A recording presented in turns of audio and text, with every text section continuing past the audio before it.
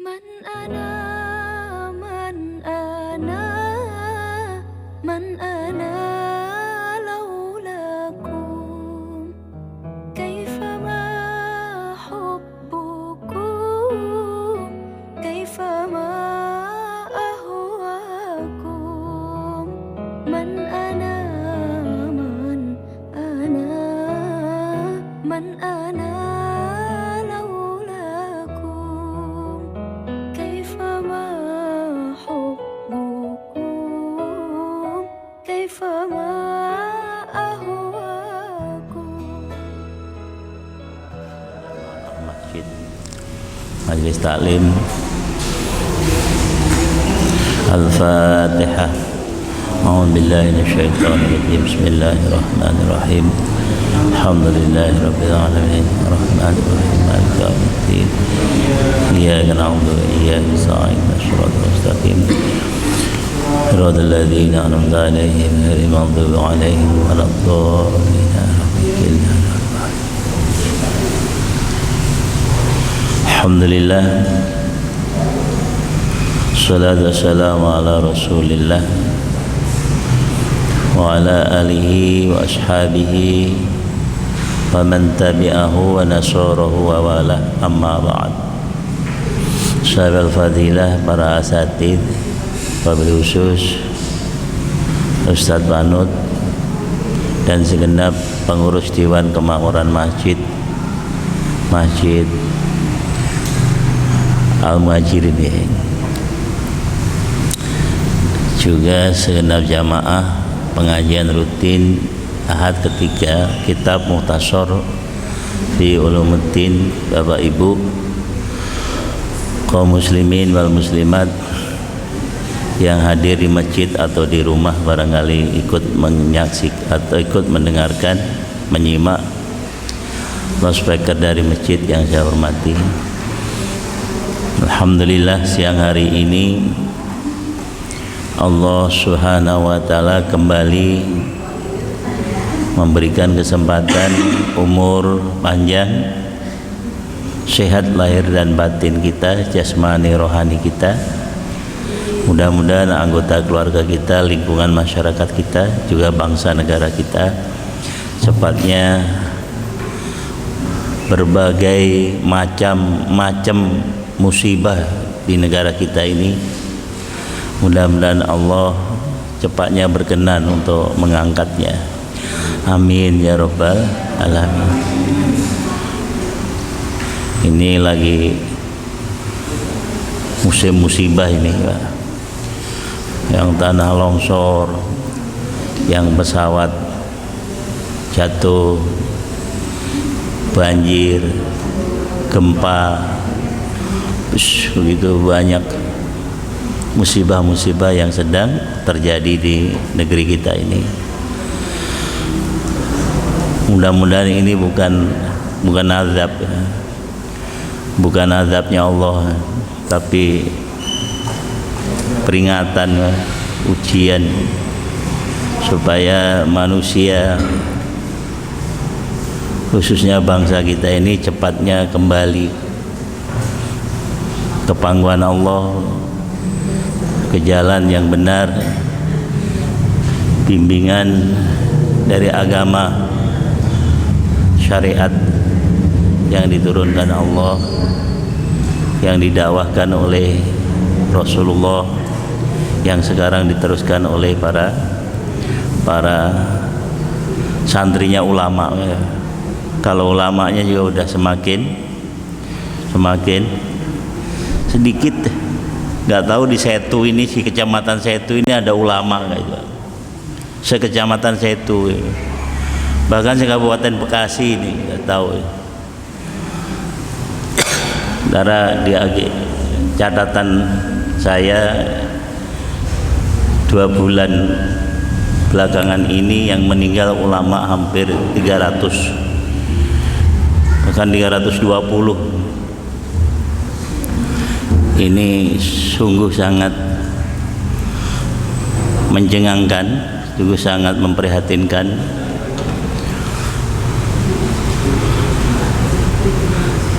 Mudah-mudahan ini juga nggak merupakan teguran yang keras dari Allah. Kalau udah ilmunya Allah nggak dibutuhkan oleh manusia, yo yang punya ilmunya dipanggil Allah, Pak, diambil oleh Allah. Daripada ilmunya mubazir, ilmunya nggak ada yang mau make, makanya diambil oleh Allah Subhanahu wa taala. Tapi alhamdulillah, ini mudah-mudahan yang hadir, yang istiqomah ini Allah catat sebagai ulama-ulamanya Allah, walaupun dalam kapasitas yang sangat, batasan yang sangat, takrif yang sangat minim sekali, yaitu orang yang senantiasa mau ngaji, nuntut ilmu, itu insya Allah juga bisa kategorinya ulama kalau menurut Imam Syafi'i rahimahullah. Kita akan teruskan ngaji kita, Pak. Halaman berapa, Mas? 113. Bismillahirrahmanirrahim.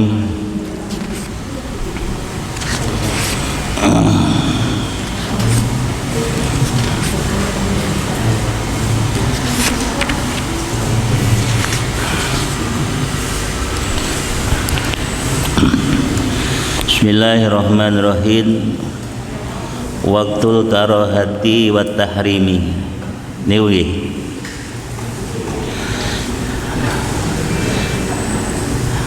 Menjelaskan waktu-waktu yang makruh, wa tahrimi, dan waktu yang haram. Jadi di dalam ibadah itu, Bu, Pak, ternyata ada yang waktunya makruh untuk menjalankan ibadah di waktu itu, dan ada yang haram. Justru ini diharamkan kalau kita ibadah di waktu itu. Awqatun salasatun la yajuzu fiha al-fardu walan naflu wala sajatu tilafah. Adapun 3 waktu, salah satu ya 3 itu la yajuzu, tidak dibolehkan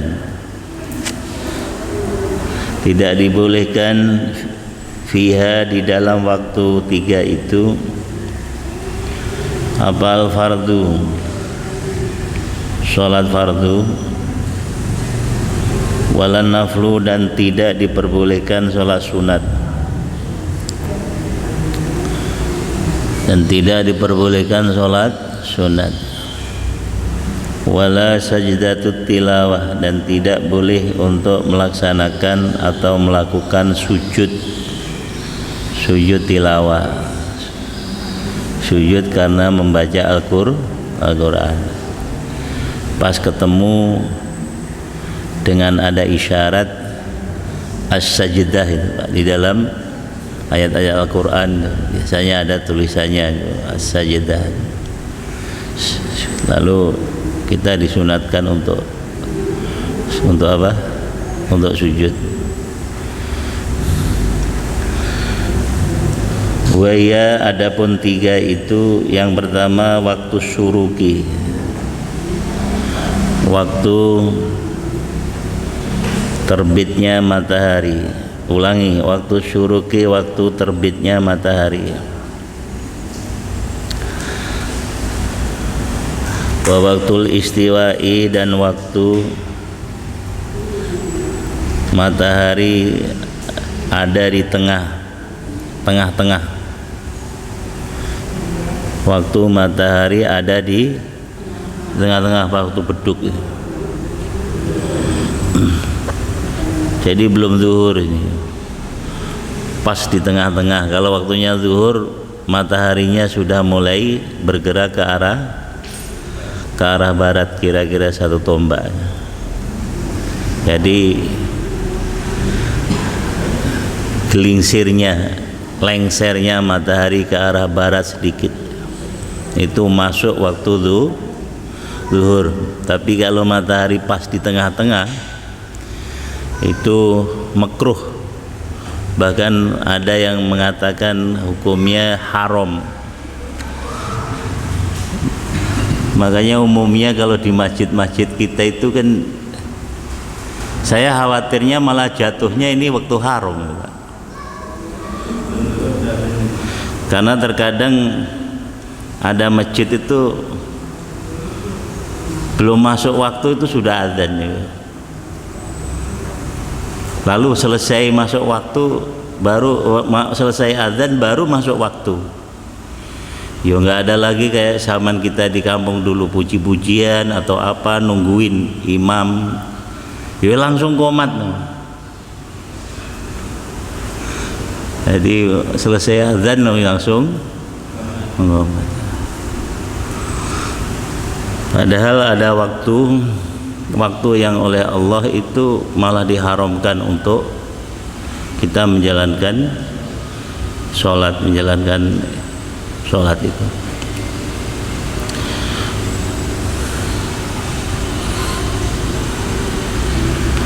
Illa nafla yaumul jum'ati, kecuali sholat sunatnya hari Jumat. Sholat sunatnya hari Jumat.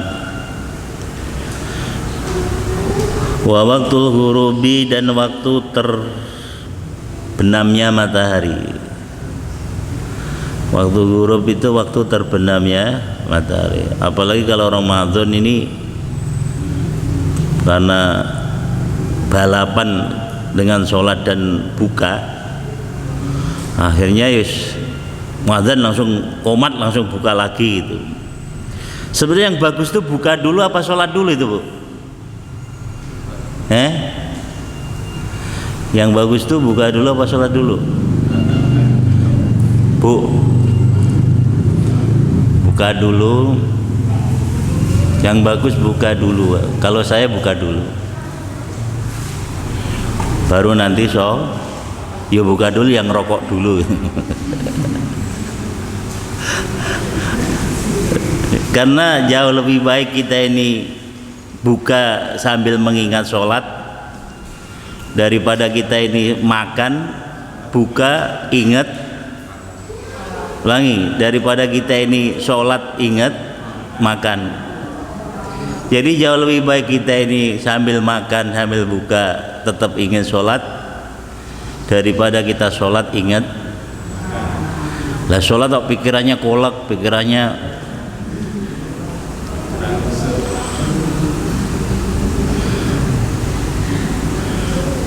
dulu kalau makmumnya ada waliullah itu ketawa-ketawa itu. Loh, jamaah-jamaah malah ketawa toh, Pak sampean. Lah imam saya ternyata pikirannya kolek tuh. Pikirannya bukan ke Allah tapi ke.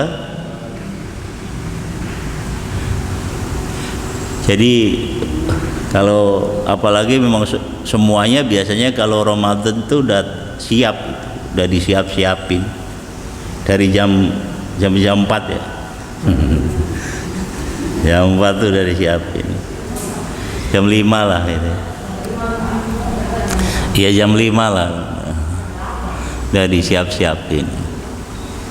Nah, kalau sholat selama sebulan Ramadan ingatnya makanan.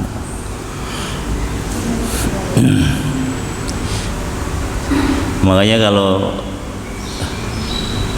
keluarga saya itu keluar Ramadan itu Pak badannya malah tambah gemuk.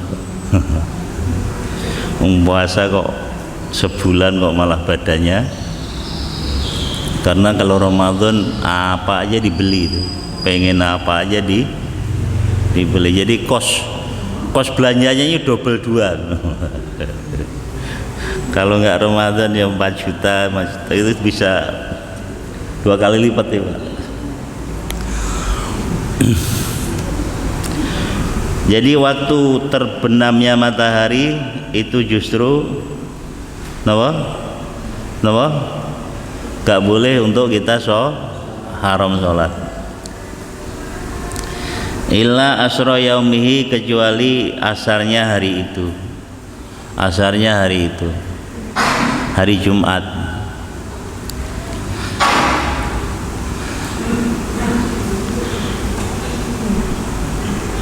Wa auqatu salasatun, adapun waktu 3 itu ya juzu boleh, fiha di dalamnya, dalam waktu-waktu itu al fardu, apa al fardu, salat fardu, qadhaan dengan qadha atau salat qadha, wa yukrahu dan dimakruhkan apa atatawu salat sunat, atatawu salat sunat.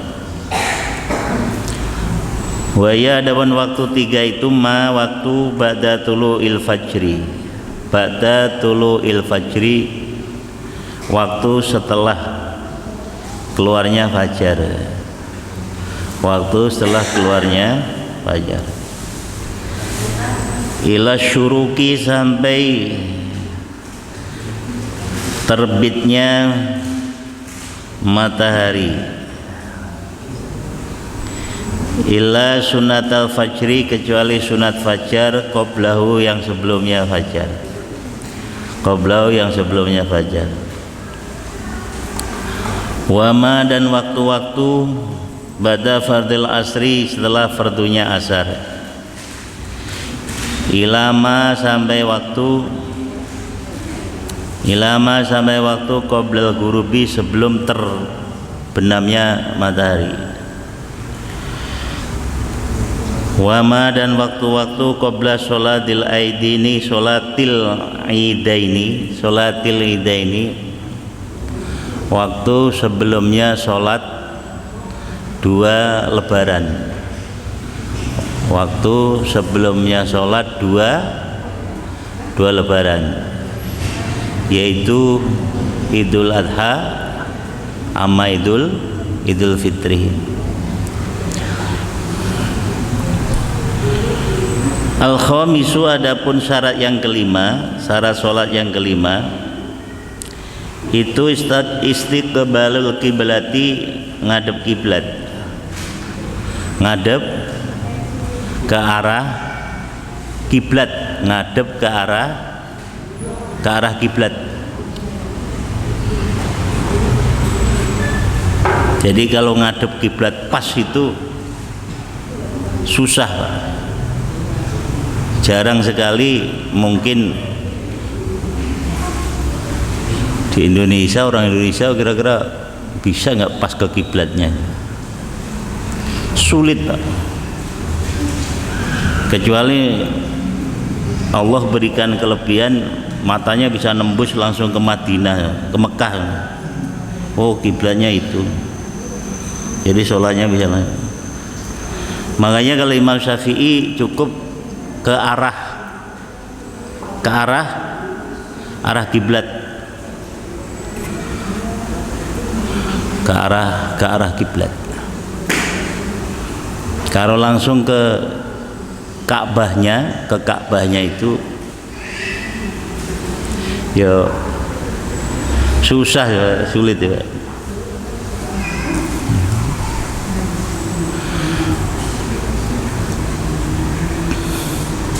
Ini di tengah-tengah santri, apa di kalangan santri,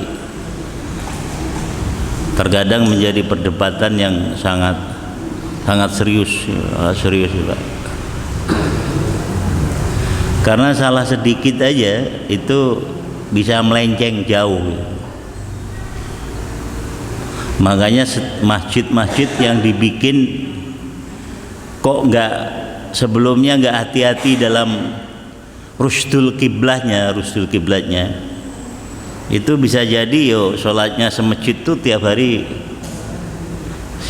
nggak sah ya.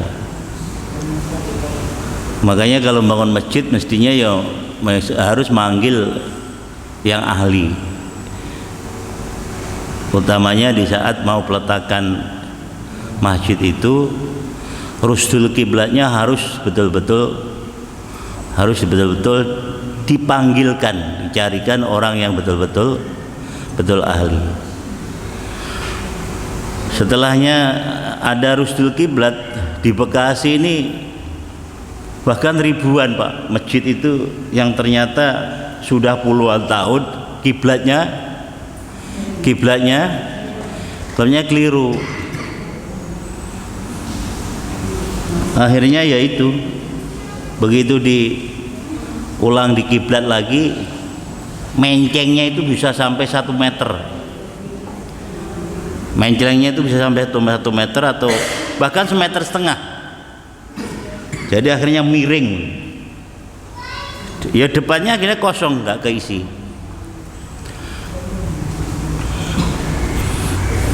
Jadi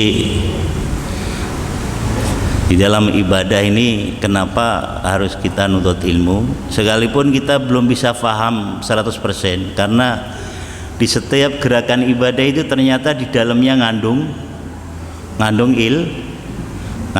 ilmu. Di dalam sholat misalnya, dari mulai kita ini berdiri itu sudah ada ilmunya.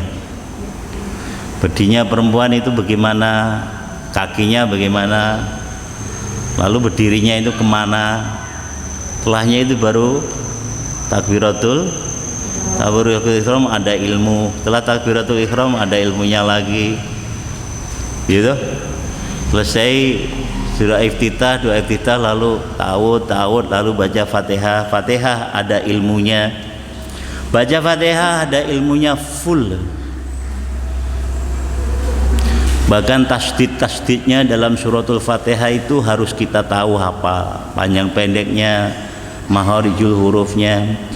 Pada akhirnya memang dengan ilmu itu sampean ini kita itu menjalankan ibadah kita betul-betul menjadi ibadah yang berkualitas, diridhoi Allah ya berkualitas gitu. Dan kayaknya sulit untuk ibadahnya bisa berkualitas, apalagi diridhoi Allah. Kalau orang-orang nggak mau nuntut ilmu itu emang mau ngarang sendiri apa ibadah? Ibadah itu kalau ngarang sendiri jatuhnya pasti bid'ah Pak. Bid'ahnya dholalah itu. Bid'ahnya dholalah. Soalnya apa?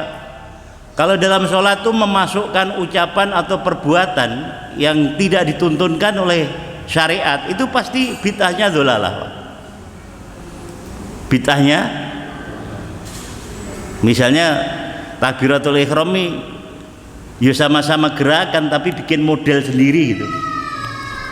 Nggak tahu modelnya bagaimana, takbiratul ihram bikin model gaya sendiri gitu. Atau ruko ya bikin gaya sendiri gitu rukonya.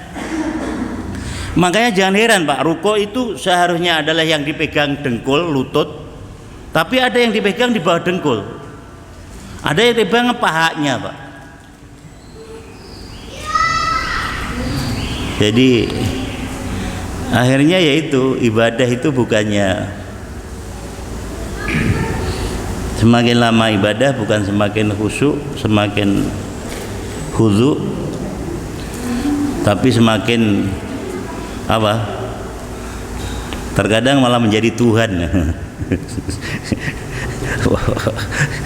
Menilai orang lain semuanya keliru, semuanya salah. Yang paling benar ini repot. Ini masalah besar. Ini nggak main-main nih. Makanya di antara kesedihan saya itu apa, manusia ini udah nggak butuh ilmunya Allah kok ulama itu sama Allah. Di temen saya Pak yang angkatan Lirboyo 83 itu dalam sebulan ini diambil 6 Pak. Mana yang alim-alim Pak. Waktu sekolahnya itu alim-alim Pak. Pak. Alim-alim yo kuat ibadahnya, bahkan alfiyah hafal, kutul juman hafal, Al-Quran hafal, hafalannya kuat, otaknya cerdas. Jadi karena ya gimana, emang kenyataannya manusia sekarang itu merasa udah nggak butuh terhadap ilmunya, ilmu kalau ada undangan untuk ngaji pengajian seperti ini, Pak Manut misalnya nge-share gitu, kira-kira dibaca nggak sama umat itu Pak? Kayaknya mendingan baca kopi yang di apa, ser-seran gambar kopi yang dituang gitu atau apa gitu, atau nyanyian kali.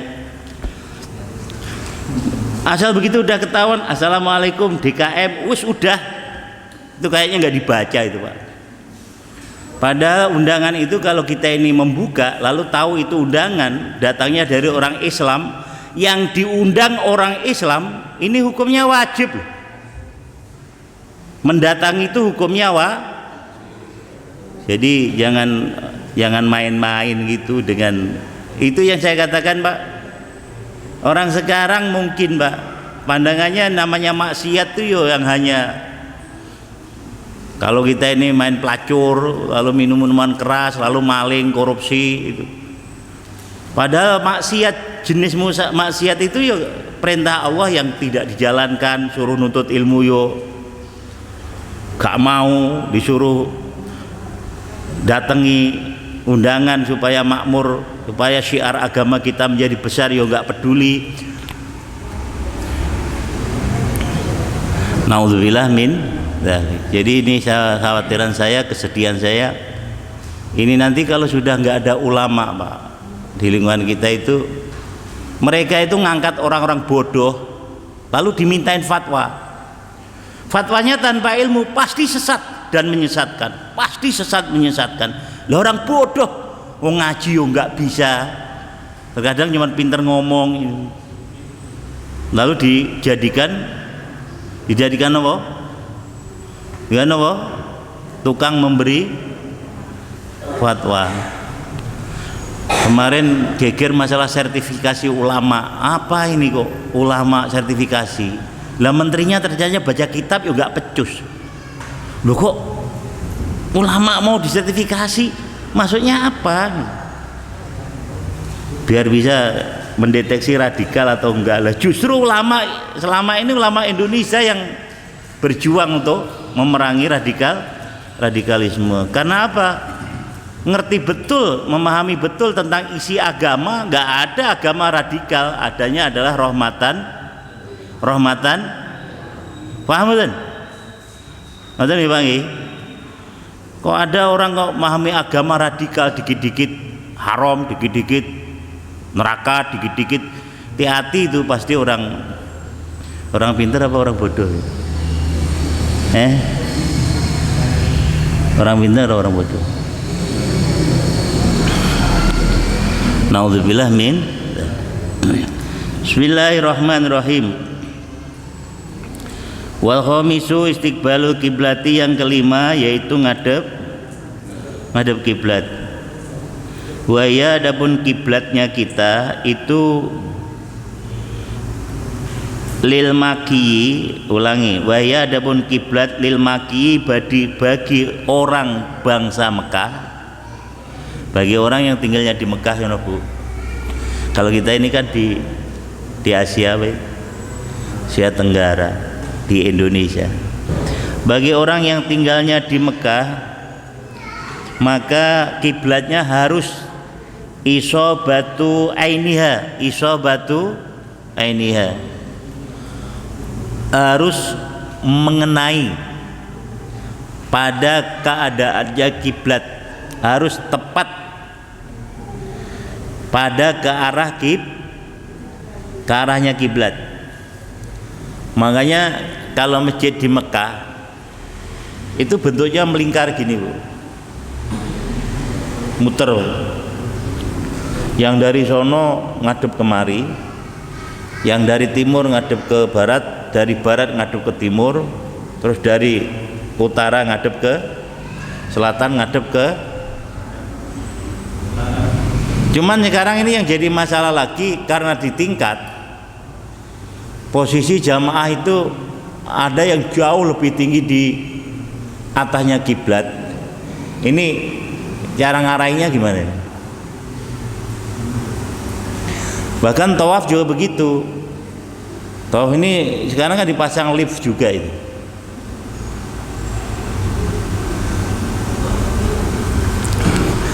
Ya mungkin sudah melalui kajian ya para ahli. Di Dikiaskan mungkin sama seperti kalau kita yang ada di Asia sini kali. Yang penting ke arah padahal di sini ada ketentuan kalau yang tinggal di Mekah harus tepat ke kondisinya kiblat, bukan hanya ke arah tapi tepat.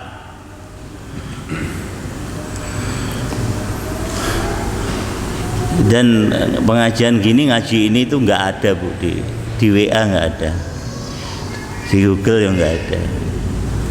Padahal ini adalah kunci daripada sah dan tidaknya kita sholat. Baru memulai berdiri lalu kita ngadep ke kiblat. Loh, ngadep kiblat itu caranya gimana? Oh, ternyata kalau orang Mekah itu harus lurus terhadap zatiyahnya kiblat. Waligorihi dan yang lainnya, waligori dan yang selain tinggal di Mekah, orang yang tinggal di Mekah itu isobatu jihatiha, menepati arahnya kiblat, menepati arah kiblat.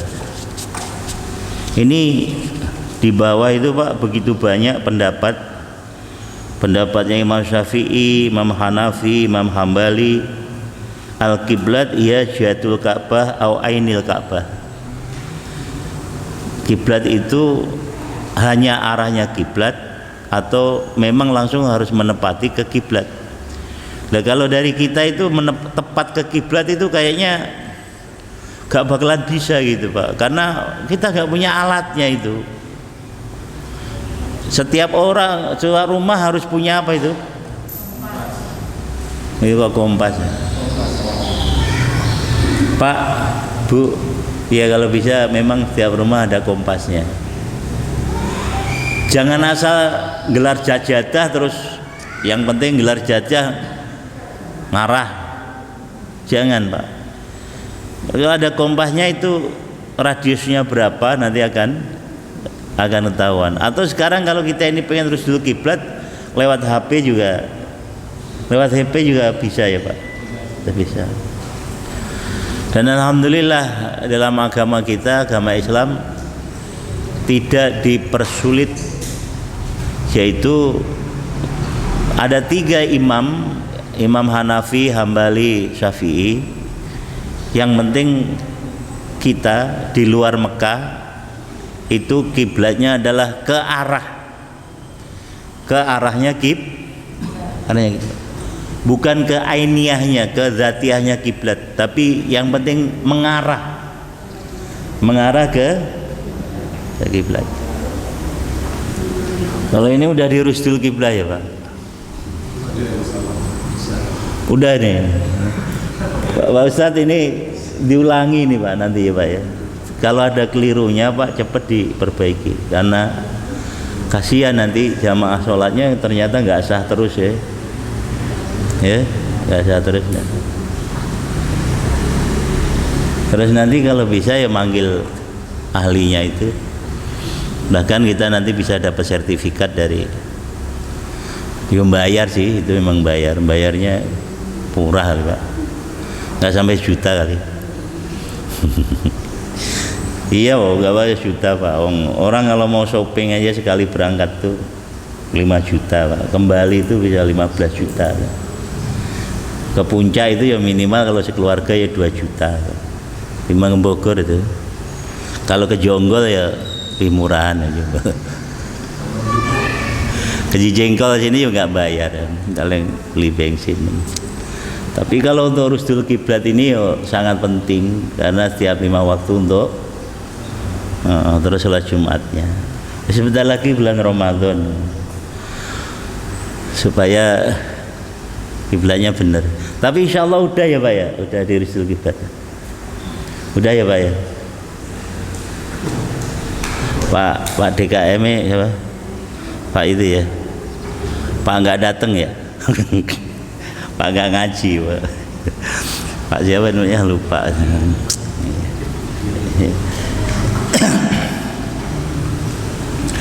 Jadi kalau yang di Mekah kiblatnya harus ngarah ke ainul kiblat, ke zatiahnya kiblat, kondisi kiblatnya.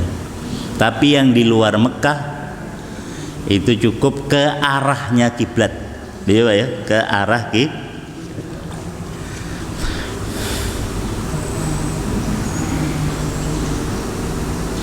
Wal khaifu, adapun sholatnya orang yang ketakutan, maka yusolli, dia bisa sholat ila ayyijatin, kemanapun dia arah menghadap. Qadaro, yang dia mampu, yang dia kuasa. Dia al khaif, orang yang ketakutan itu kuasa. Misalnya, jadi kalau orang takut itu ya memang nggak bisa Pak ya. Lah kiblatnya kalau orang ketakutan ini boleh menghadap ke kemanapun dia maunya. Jadi dalilnya ini pakai dalil yang sebelum dinasah dulu,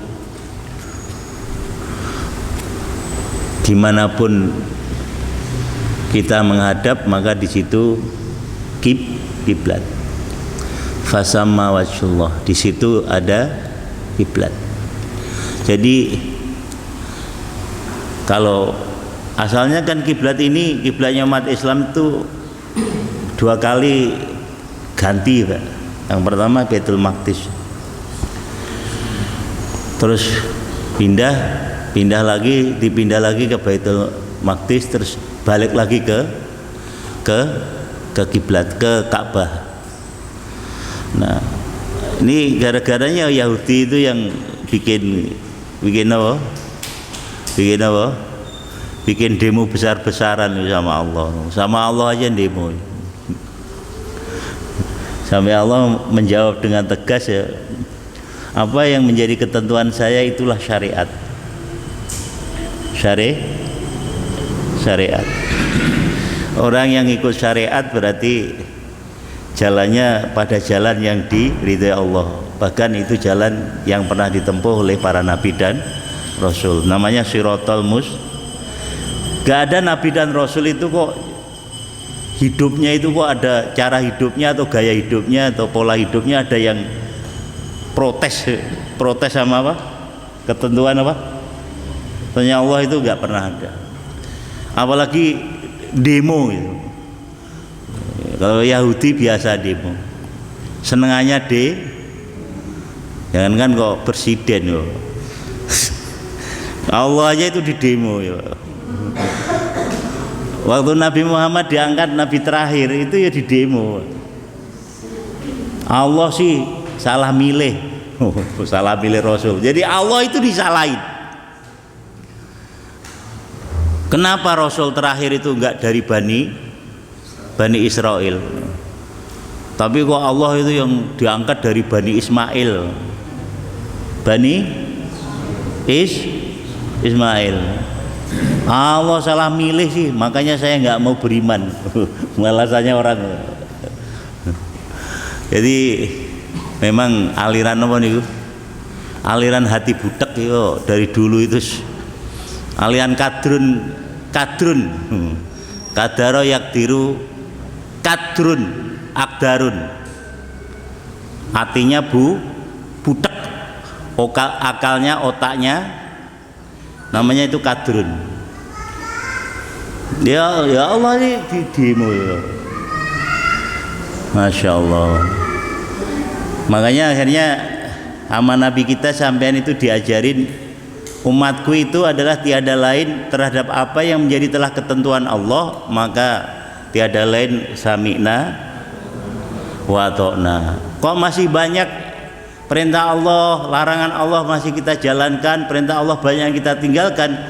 Yo sambil setiap saat kita ini mendoa, ghufranaka Rabbana wa ilaikal masyir.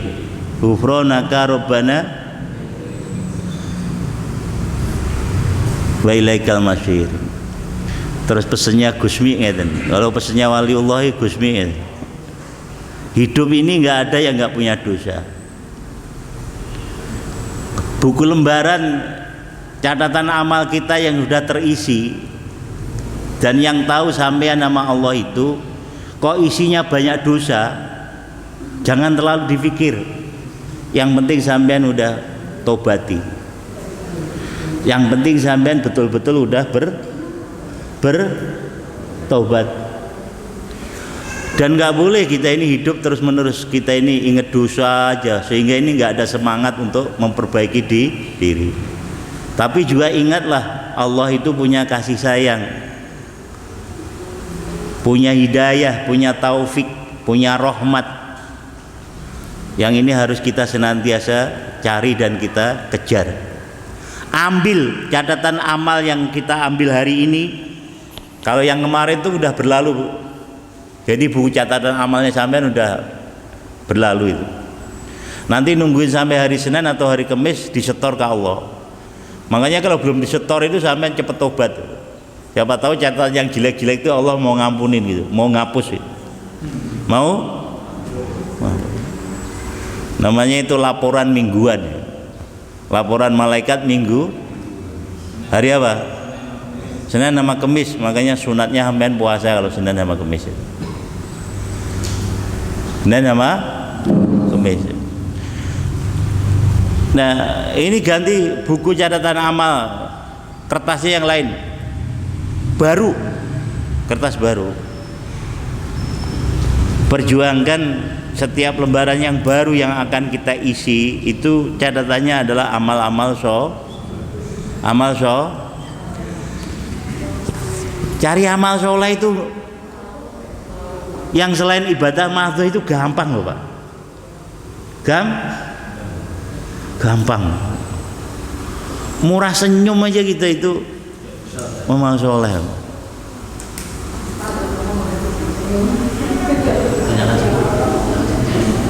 Bersihin apa itu? Ini belakangan lagi bersihin rumput nih. Oh, kerja bakti.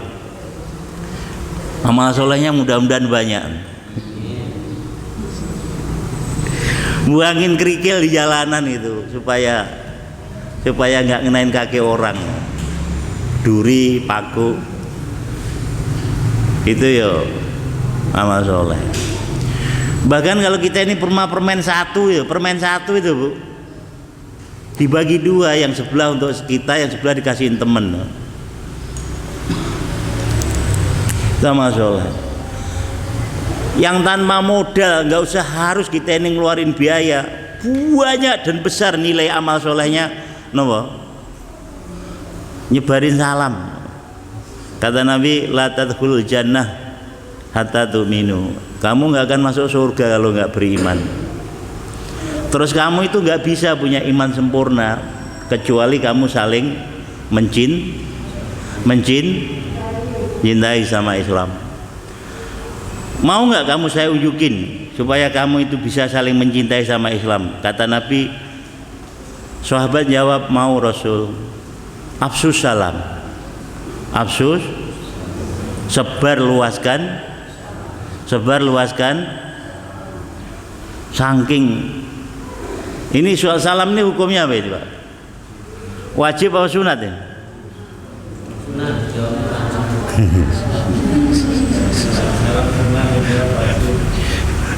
Umumnya sunat, umumnya sampean tahunya sunat. Sunatnya apa itu? Sunat muakkad apa sunat apa itu? Bahkan ada yang mewajibkan Pak itu Pak. Karena apa? Supaya mengarah ke bentuk yang sesungguhnya keberadaan umat Islam hidup di tengah kehidupan bermasyarakat. Betul kelihatan kalau saling cinta mencintainya gitu loh. Jangan yang kelihatan kok kelihatannya saling benci memben, ketemu boro-boro salam, melengos gitu loh. Di masjid aja ketemu, Assalamualaikum. Jawab hukumnya ini. Jawab hukumnya apa Pak? Wajib. Yang nggak jawab dilaknat Allah. Lu bener ini. Makanya kepada mereka yang hidupnya adalah telah terlaknat itu nggak boleh dikasih salam. Contoh misalnya orang fasik, tahu dia itu punya kewajiban sebagai orang Islam, nuntut ilmu wajib, misalnya gitu Pak, datangi undangan wajib, tapi nggak ada yang diamalkan. Orang-orang fasik ini ngasih salam, yo kita jawabnya malah nggak boleh. Kalau memang kita tahu dia orang fasik, sholat juga mau jalanin, puasa yo enggak, yo orang-orang fasik. Larangan Allah malah terus-terusan di senengannya mabuk, seneng aja judi, senengannya gitu Pak. Itu orang kalau ketemu ya gak usah disalamin orang fasik, karena orang fasik dilaknat Allah. Yang kedua, orang kafir, orang kafir ya gak usah disalami. Kalau mereka ngasih salam gimana? Kerja atau pabrik biasa aja di luar gitu. Saya kalau masuk ke pabrik itu banyak orang Jepang, orang ngasih salam, assalamualaikum kiai. Yo jawab saya, tapi jawabnya bukan waalaikumsalam warahmatullahi wabarakatuh, nggak begitu. Jawabnya apa? Wa'alaik mawon. Wa'alaik niku napa? Wa'alaik. Napa wa'alaik niku? Wa'alaik niku manane iya laknat atas kamu. Laknat atas. Tapi kalau isinya doa itu untuk kita sama Islam, maka penghormatan itu harus dibalas dengan penghormatan yang lebih. Assalamualaikum, jawabnya apa harus lebih. Waalaikumsalam warahmatullah. Kok yang ngasih salam assalamualaikum warahmatullah, jawabnya sampean harus waalaikumsalam warahmatullah wabarakatuh. Kok salamnya assalamualaikum warahmatullah wabarakatuh, maka penghormatan balasannya harus waalaikumsalam warahmatullah wabarakatuh wa maghfiratuh. Dan umat Islam ini udah diberi yang terbaik penghormatannya oleh Allah Pak. Masa kita malah pakai penghormatan orang lain? Ketemu sama Islam, hai bro,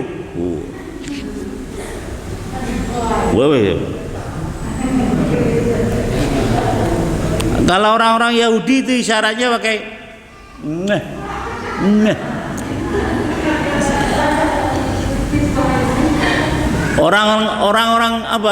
orang-orang matahari, penyembah matahari itu Jepang itu penghormatannya hak.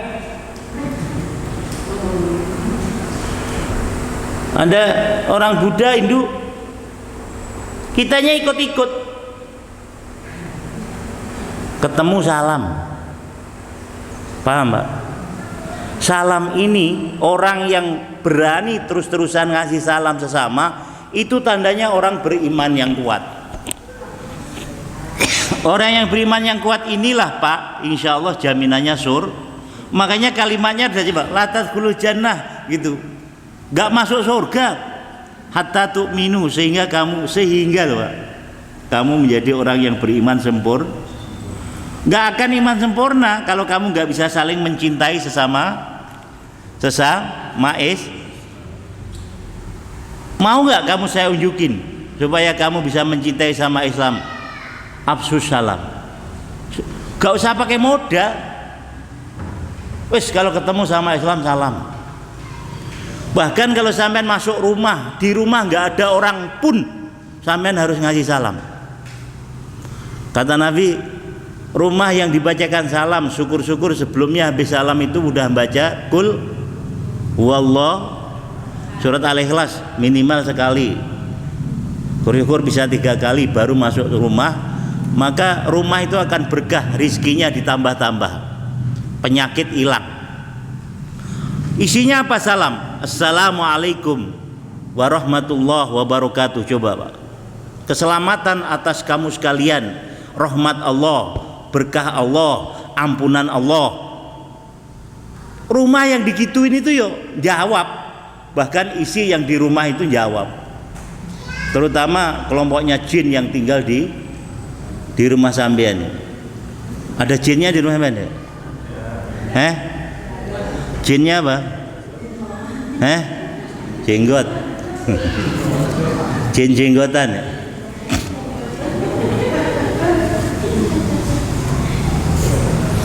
Paham Ibu? Terus omahe sampean kok berkah, rezekine barokah. Berkah niku napa sih? Ziyadatu khairin fi khairin. Udah baik tambah-tambah kebaikan. Asalnya ngaji sebulan cuma sekali, akhirnya bisa seminggu sekali. Asalnya seminggu sekali bisa setiap hari. Gitu loh. Sedekah selama ini ngisi kotak yang keliling itu 2.000. Nambah bisa 20.000 gitu. Ibu ya. Kalau ketemu sama Islam selama ini plengos. Sekarang salam terus, bahkan salaman beneran, syukur-syukur sambil bisikin. Bu, punya duit enggak? Maksudnya mau ngasih, saya mau ngasih Bu, duit saya lagi banyak. Ini Islam kan top ini jadinya ini. Timbul rasa cintanya yang benar-benar. Jangan sama orang Islam kok ketemu pleyot. Apa ya Pak? Isinya curiga, isinya sudon, isinya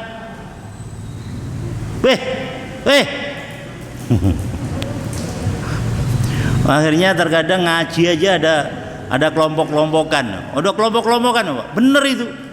Yang ngaji siapa? Ustadz Anu. Nggak datang bukan Ustadz Anu. Yang ngaji Ustadz Anu, oh iya datang Iki apa iki? Pak, Bu, semua redaksi dalam Islam kebaikannya itu adalah bentuknya kalimat jamak. Makan nih Pak, menikmati sampean makanan loh.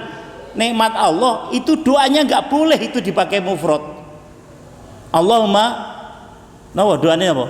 Barik lana fima rozaktana, gak boleh rozaktani gitu. Wakina, ya Allah, apa-apa yang kau rezekikan kepada kami ya Allah, berikan keberkahan untuk kami. Kami itu siapa? Umat Islam. Jangan kok egois jadi orang Islam mau. Assalamualaikum. Nabi dulu juga pernah dijadikan bikin mufrad. Assalamualaikum ya Rasulullah. Assalamualaikum rahmatullahi wabarakatuh. Tapi akhirnya dirubah. Jangan, kita ini adalah satu. Umat Islam itu ibarat satu bangunan. Satu dengan yang satunya harus saling menguat. Makanya Bu, makan itu karena kita ini saking menghormati kepada sesama ini padahal doanya udah dibikin jamak. Lalu kalau mau makan tuh nggak boleh, kita itu nggak dandan. Mau makan harus dandan dulu Bu, yang rapi. Makan pakai kancut doang, makan pakai kutang doang, yang laki pakai celana pendek, gak pakai baju, duduknya udah. Yang perempuan pakai. Bu, bener ini amalan wali nih.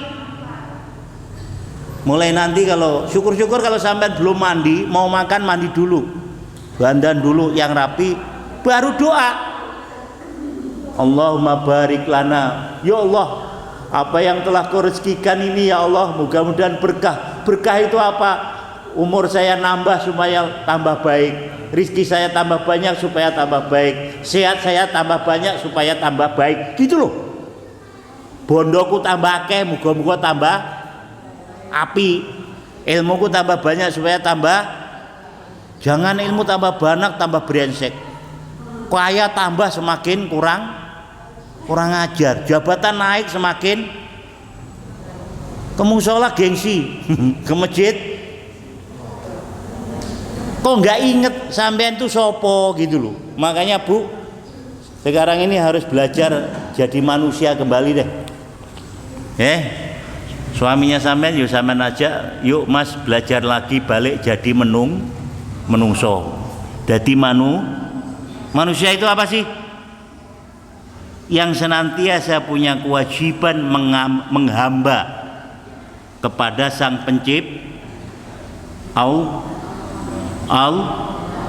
Jadi diperintah Allah itu yo dijalanin, kalau dilarang tuh yo boyo jangan. Wong diperintah pabrik ada sampean taat banget gitu, masa diperintah Allah. Diperintah manusia atasan sampean aja taat. Sampean diperintah suami yang gajinya pas-pasan aja sampean taat. Ya tuh, Bu. Bu, kopi, kinclik kopi. Bu. Bak bu itu. Masa sama Allah kok nggak ada taat-taatnya? Bumi Allah yang buatin, umur Allah yang minjemin, semuanya dari Allah. Suami Allah dari Allah, anak dari, rizki dari, hidup dari, sehat dari, selamat dari Allah. Yang naik pesawat itu kemarin semuanya orang sehat, Bu. Baru naik langsung ambles, gak selamat. Malah Sukabumi, Sumedang orang hidup dikubur longsor. Sehat waras gak selamat.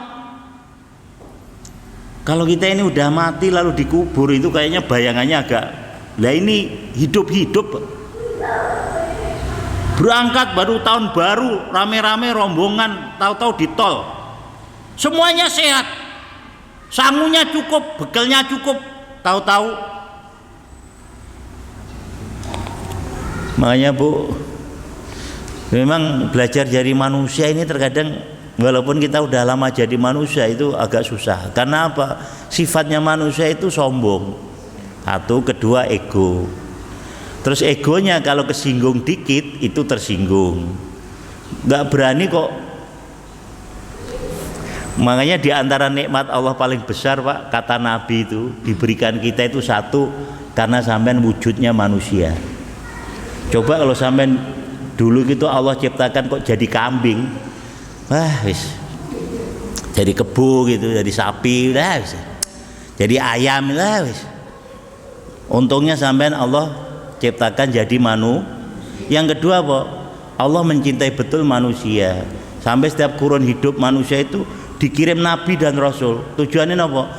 Untuk bimbing supaya jalan hidupnya nggak sesat, jalan hidupnya Tapi manusia itu karena sombong, merasa dirinya hebat, dibimbing itu ada yang mau, ada yang menentang. Dibimbing, diunjukin nih loh sama utusan Allah, langsung legalitasnya dari Allah, konsep hidupnya dari Allah, namanya syariat. Manusia ada yang mau, Pak, ada yang nggak mau. Makanya, Pak, status manusia gampang banget berubah. Di saat dia itu kok meyakini kebenaran, namanya orang iman, lalu menjalankan apa yang diyakini, namanya mukmin. Membenarkan apa yang dibahas Rasul syariat, namanya Islam. Baru di KTP tok udah ditulis menjalankan apa yang disyariatkan, namanya Muslim. Tapi kalau ngingkari, manusianya tetap, tapi statusnya, stempelnya beda, kafir. Kalau enggak munafik, kalau enggak fasik. Naudzubillah min. Dan menyampaikan kebenaran semenjak dulu, Bu, bukan berarti kita itu disenengin, bukan berarti kita akan ngarep untuk disenengin. Karena apa? Dalam sejarah kehidupan manusia, semua nabi dan rasul dimusuh. Nabi Ibrahim itu ditangkap, dibakar hidup-hidup. Nabi Lut kalau ketangkep itu hebat ya, termasuk akhirnya ya gitu yang disiksa kaumnya itu. Nabi Isa kalau ketangkap itu disalib, tapi Allah selamatin. Akhirnya santri yang khianat sama Nabi Isa itulah yang ditangkap. Nabi Nuh, setiap hari dibully. Nabi Muhammad dibully habis-habisan, sampai diturunkan surat khusus namanya surat Yasin.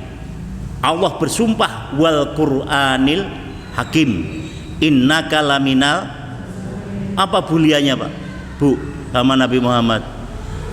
Muhammad kok Nabi Rasul, sekolah nggak pernah, kecilnya jadi buruh, tukang ngangon kambing, remajanya buruh tukang dagang, dagang punyaan siapa itu?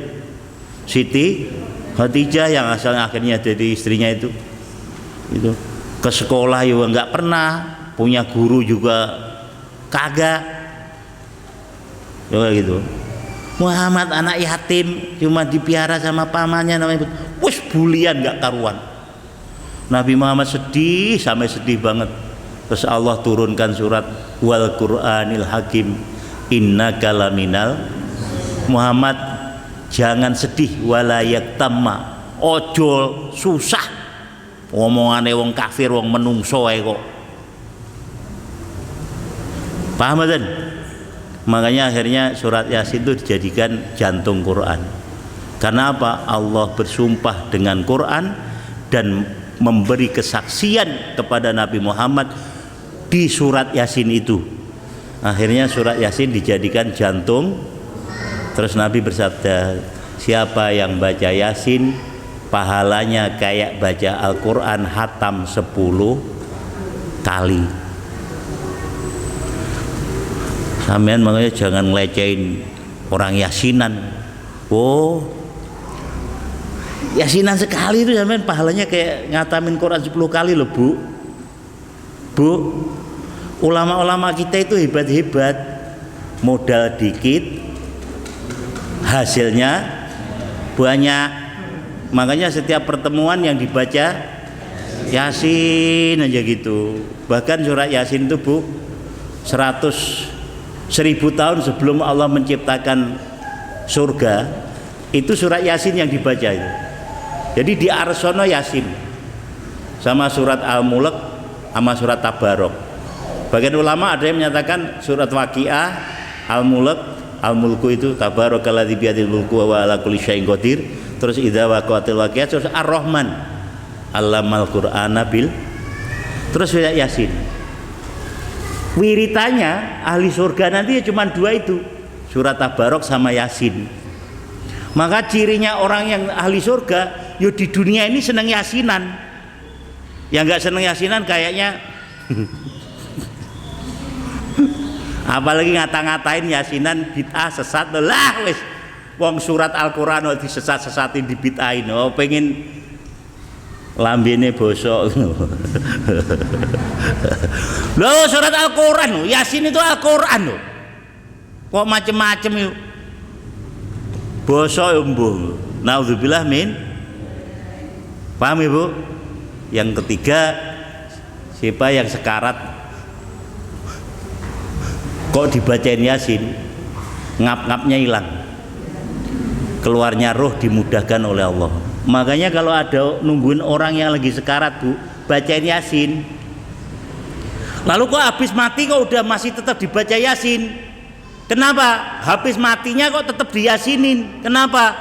Kata Allah, kata Nabi, siapa yang dibacakan Yasin, membaca Yasin untuk orang yang udah meninggal. Tuh redaksinya itu, man qara'a surata Yasin dulu Pak.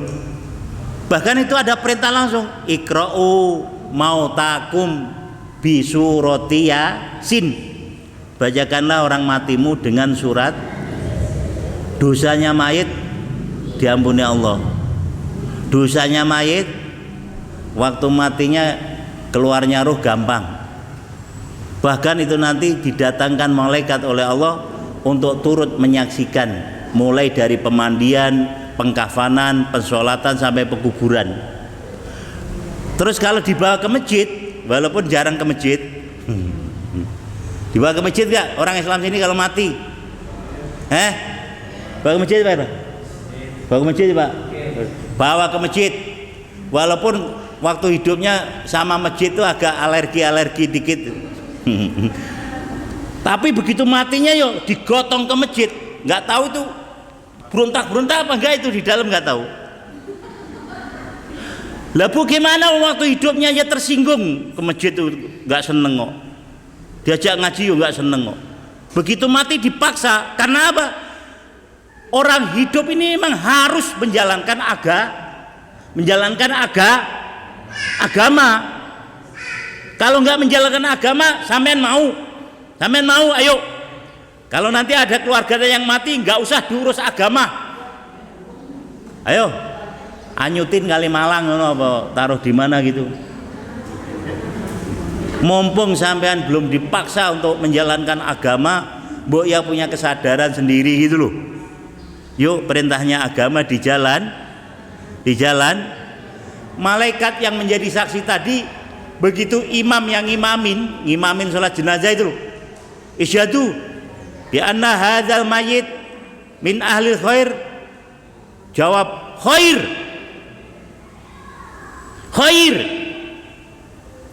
Kira-kira mayit ini jadinya apa ini? Husnul. Apalagi sampean Bu, setiap waktu sholat antara zuhur ke asar dosa, ambil wudhu sholat dosa sekujur tubuh rontok. Datang lagi asar ke maghrib, ambil wudhu sholat pakai gerak-gerak rukuk sujud rontok lagi. Tidur subuh bangun sholat wudhu rontok lagi.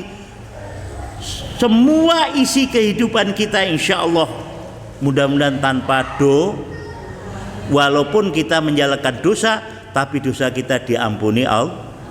Bahkan ini as-sholatu ila sholat mukaffiratun bainahuma, al-jum'at ila jum'at, gitu Pak ya. Sholat satu dengan satunya menghapus dosa di antaranya. Jumat satu ke satunya menghapus dosa di antara Jumat satu ke satu. Nah, akhirnya masih ada alat pembersih dosa yang super canggih. Apa itu? Puasa Ramadan. Terus ditutup dengan pembayaran zakat fitrah. Ramadannya nggak gol, karena senanya hobinya ngerumpi, poso ya tetap ngerumpi gitu. Akhirnya apa? Yo dosanya tetap, wong dosa kok senengane ya tetap, poso kok senengane tetap. Akhirnya apa? Allah kasih alat pembersih secara totalitas, haji. Makanya yang udah mampu dapat haji. Kalau belum bisa haji ya umroh nggih. Nggak mampu bener untuk umroh sama haji yo sholat Jumatnya yang rajin. Karena apa? Hajinya orang miskin, sholat jangan Jumatan lo. Udah azan baru eglek. Manusia kok nggak butuh banget gitu sama Allah itu. Gitu aja sambil jalan tuh masih sambil HP-nan. Nyampe depan masjid tuh masih main HP. Itu sambil ngerokok.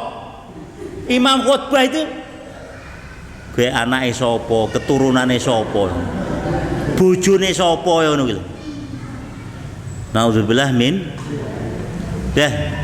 Ya akhirnya nanti Allah itu gimana sampean aja, sampean gitu ya Allah.